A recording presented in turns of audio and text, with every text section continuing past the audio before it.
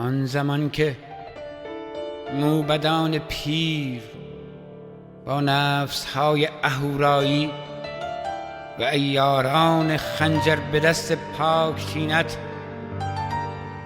در کوچه پسهای سرزمین پارسی ره می زدند، زرتشت زاده شد. زرتشت را می شناسم با همان رنگ و بوی آشنای غریبش. زرتشت را می فهمم، چرا که هرگز به قدیسیانمان شمشیر نکشیدند. در معبدی دور پیر آتشبان سلحشور سالهای نبرد گرد موبدان اشک ایران ریخت.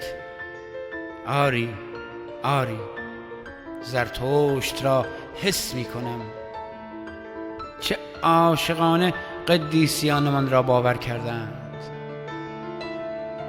از آن زمان بود که پیله بر سرباز شد، کاوه آهنگری سردار شد. بیگمان نطفه این شور و حال آن زمان انگاشته شد.